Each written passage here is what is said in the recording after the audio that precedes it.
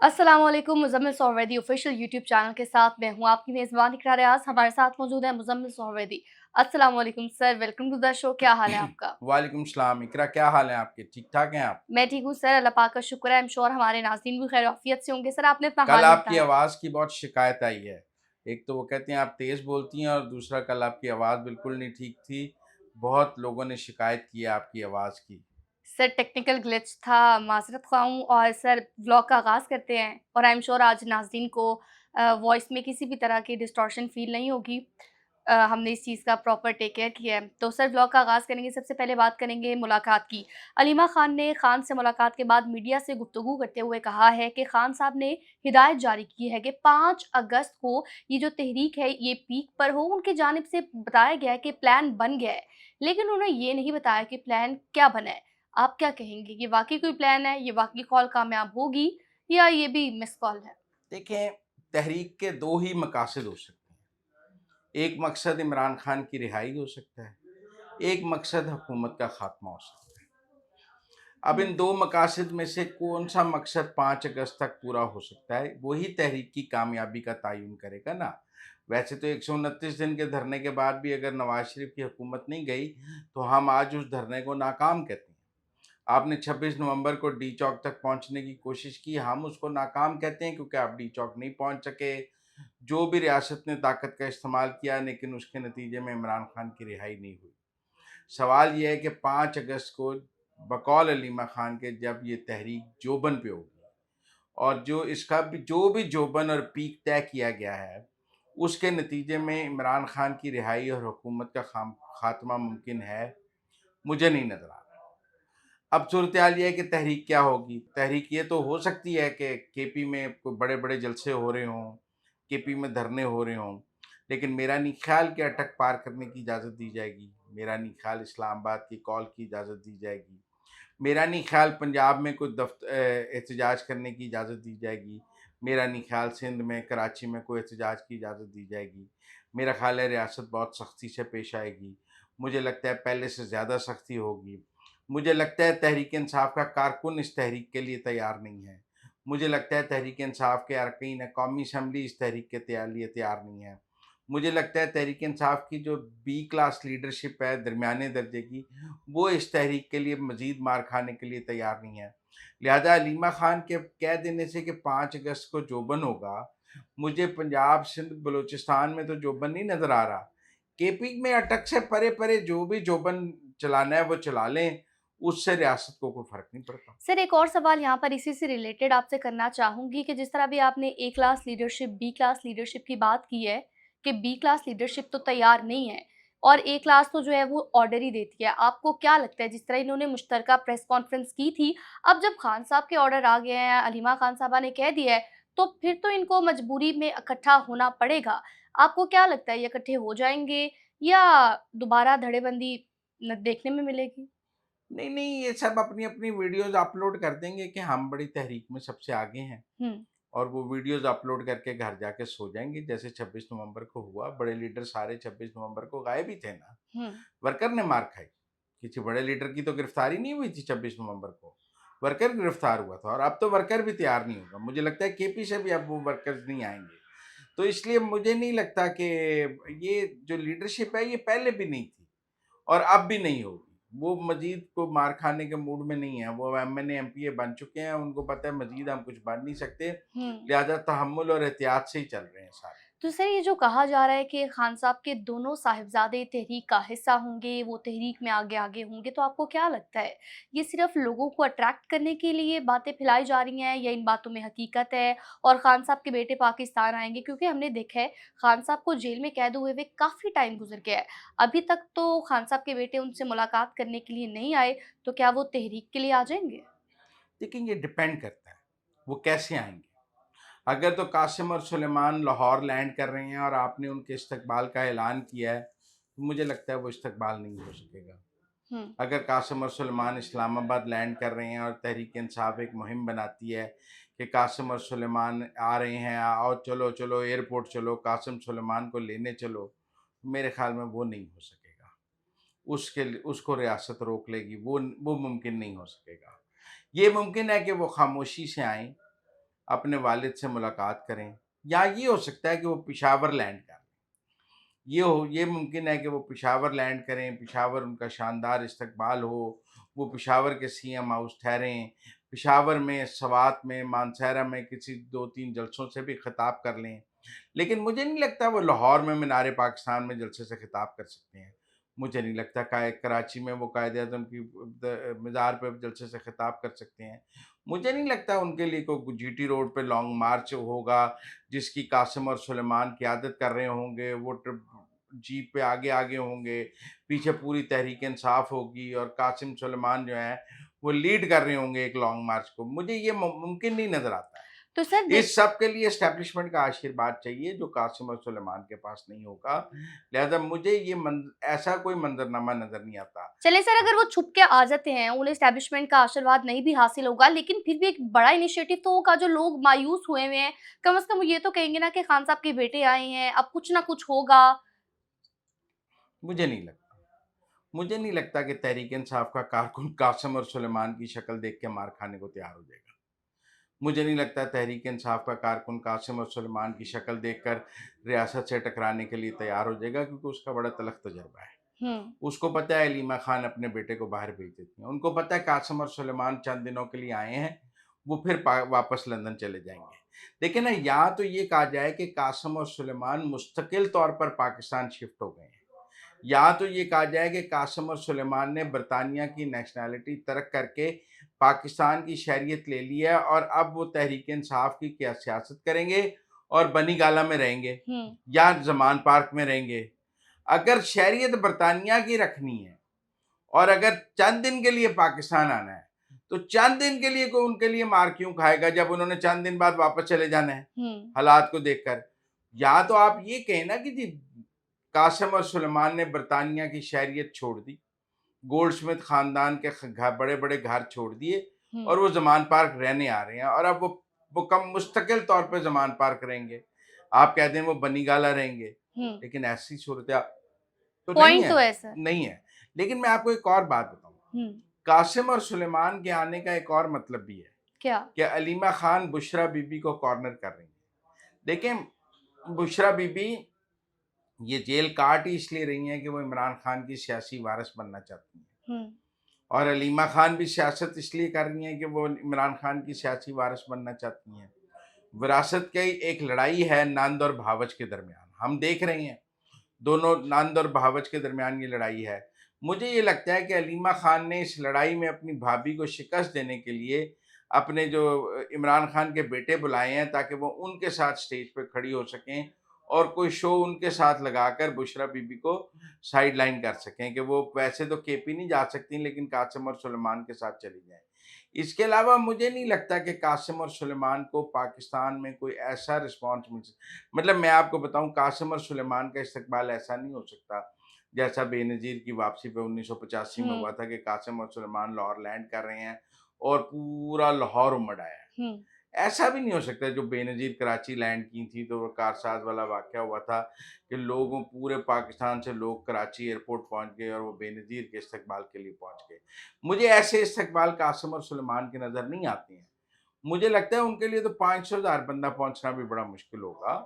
रियासत की ताकत अपनी जगह है, तहरीक-ए-इंसाफ के कारकुन की थकावट अपनी जगह है, और उनकी अब वो माफ़ियाँ माँग चुके हैं, लिहाज़ा मुझे ऐसा कोई माहौल नज़र नहीं आता।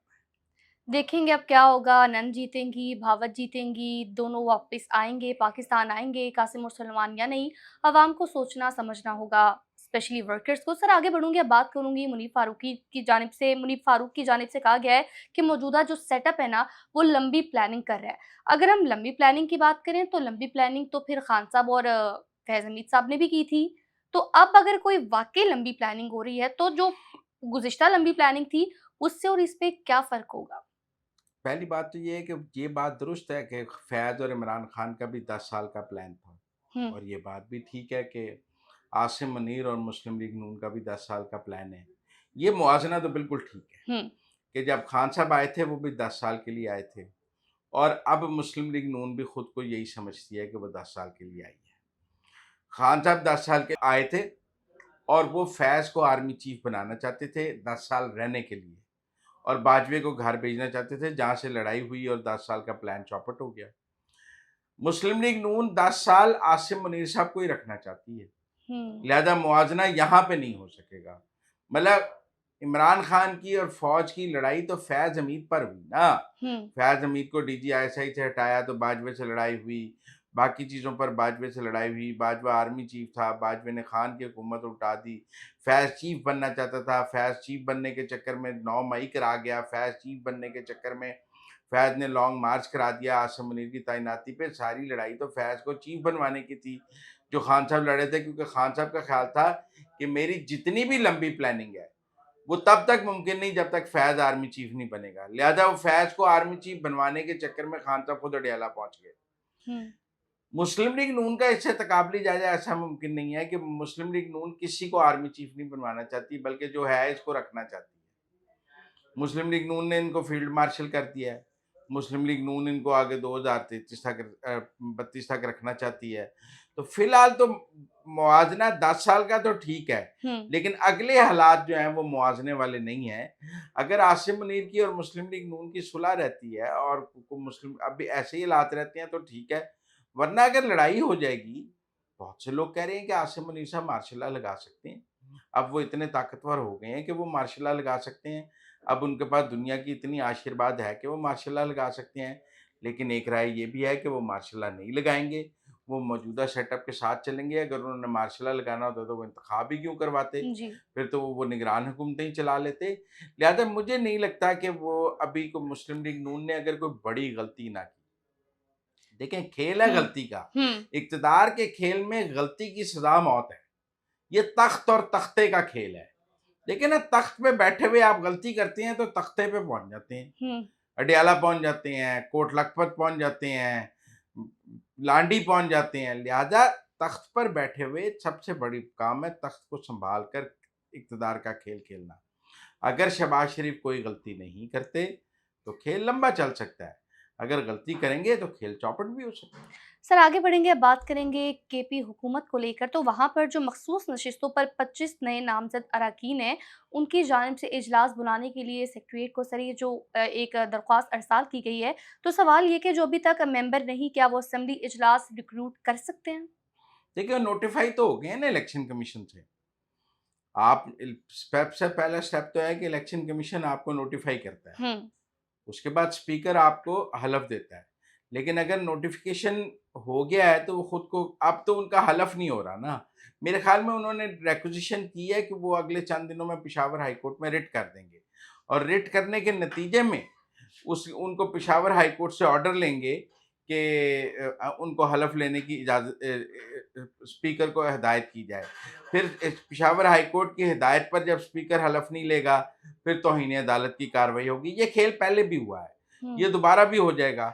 मेरे ख़्याल में उनकी रिट का प्री रिक्विज़िट था कि वो पहले रिक्विज़िशन की दरख़्वास्त दें, अब वो रिट में जाएँगे तो अब उसके बाद रिट में ऑर्डर लेंगे। सर आगे बढ़ेंगे, अब बात करेंगे यूट्यूब चैनल्स की पाबंदी को लेकर। तो जो 27 यूट्यूब चैनल्स हैं, अदालती हुक्म आया कि उनको बंद कर दिया जाए। तो सर ये आज़ादी सहाफ़त का गला घूंटने के मुतरादिफ नहीं है? और दूसरी बात ये कि सर एक सहाफ़ी को कैसे रोका जा सकता है कि वो अपना काम ना करे, चाहे वो मेन स्ट्रीम पर हो या यूट्यूब पर हो? सहाफ़ी का तो काम है काम करना। देखिए, मैं जिस सहाफ़ी का काम है काम करना, और सहाफ़ी का काम है गैर जानिबदारी से काम करना। हुँ, सहाफ़ी का काम नहीं है जानिबदारी से काम करना। हुँ, सहाफ़ी का काम नहीं है प्रोपेगेंडिस्ट बनना। सहाफ़ी का काम नहीं है ट्रोल बनना। सहाफ़ी का काम नहीं है कि वो किसी एक सियासी जमात का प्रोपेगेंडा टूल बन जाए। ये भी तो सहाफ़ी की ज़िम्मेदारियों में शामिल है ना। तो जो जो अगर आज़ादी इज़हार और सहाफ़ी का काम सहाफ़ी को करने देने की ज़िम्मेदारी रियासत की है, तो कुछ ज़िम्मेदारियाँ सहाफ़ियों की भी हैं और हमारे कुछ सहाफ़ियों ने अपनी इन बुनियादी ज़िम्मेदारियों से को पूरा नहीं किया है। वो सियासी जमातों के आलाकार बने हैं, वो प्रोपेगेंडिस्ट बने हैं, वो रियासत के ख़िलाफ़ उन्होंने एक प्रोपेगेंडा मुहिम चलाई है। देखें, रियासत के ख़िलाफ़ कोई रियासत भी अपने ख़िलाफ़ मुहिम चलाने की इजाज़त नहीं देती। हुँ, आप अमेरिका की मिसाल ले लें, अमेरिका से ज़्यादा आज़ादियों की तो कोई बात नहीं करता। जी। ये जो हमारे दोस्त अमेरिका में बैठे हैं और ये वहाँ से बैठ के फ़ौज के ख़िलाफ़ यूट्यूब करते हैं, इन्हें कहें ना ज़रा गज़ा के हक़ में करें। इन्हें कहीं ना ज़रा हमास के हक़ में वहाँ बैठ के यूट्यूब में करें। इन्हें कहीं ना कि वहाँ बैठ के ज़रा नेतन्याहू के खिलाफ वीलॉग करें। नहीं होगा। उनको पता है अमेरिका के कवानीन क्या है, वो तो ग्रीन कार्ड कैंसल कर देंगे, अज़ाइलम कैंसल कर देंगे। हुँ। आप इंडिया देखें, उन्होंने ट्विटर, यूट्यूब बंद किए हैं, रॉयटर्स तक का बंद किया है। रियासत की अपनी पॉलिसी है। मैं और भी ममालिक की मिसालें दे सकता हूँ कि ज अब जो दौर है, उसमें डिजिटल मीडिया से निपटने के लिए रियासत अपनी ताकत इस्तेमाल कर रही है। अकेली पाकिस्तान की रियासत नहीं इस्तेमाल कर रही। अगर कोई कहे ना कि सिर्फ़ पाकिस्तान की रियासत ये ताकत इस्तेमाल कर रही है, तो आप देखें चीन में टिकटॉक पर पाबंदी लगाई गई है, अमेरिका में टिकटॉक पर पाबंदी लगाई गई है और अमेरिका चीन को पाबंद कर रहा है कि आप टिकटॉक हमें दे दें। हुँ। हम चीनी टिकटॉक नहीं वहाँ चलने देंगे। लेकिन मैं फिर भी समझता हूँ कि ये अदालत का हुक्म है, इसको अगली अदालत में चैलेंज किया जा सकता है और ये मामला अदालतों में ही हल होना चाहिए। ये अच्छी बात है कि ये किसी एग्ज़ेक्टिव ऑर्डर से बंद नहीं किए गए, एक अदालती हुक्म है और अदालत में एक अच्छी बात ये भी है कि आपको आगे अपील करने का हक़ होता है। इस फैसले के खिलाफ जो मुतासरा फ़रीक हैं, जिनके यूट्यूब चैनल बंद किए हैं, उन्हें अपील में जाने का हक़ है। अगली अदालत उनका मौक़िफ़ सुनकर बेहतर फ़ैसला कर सकती है। लेकिन मैं ये समझता हूँ कि हमारे यहाँ जो प्रोपेगेंडा की मुहिम है, जो रियासत के खिलाफ जो एक मुहिम चल है और एक जो शुतरबेल मुहार किस्म का हम यूट्यूब चलाते हैं, ऐसे-ऐसे थंबनेल लगा कर के आसिम मुनीर को अडयाला में इमरान खान के कदमों में बिठा देते हैं और ये करते हैं कि सारी फ़ौज जो है वो रात को अडयाला में कान पकड़ के इमरान खान के आगे लेटी हुई थी और खान साहब सबको छितर मार रहे थे। ये जो थंबनेल्स हैं और ये जो हुँ। वीलॉग्स हैं, हुँ। ख़याली वीलॉग जिसमें नवाज़ शरीफ को अडयाले पहुँचा दिया जाता है, जिसमें मतलब डोनाल्ड ट्रंप को अडयाले पहुँचा दिया जाता है, जिसमें पता नहीं क्या कुछ कर दिया जाता है। जिसमें आजकल मोहसिन नकवी को वज़ीर-ए-आज़म बनाया जा रहा है, हुँ। जिसमें आसिम मुनीर को सदर बना दिया गया है।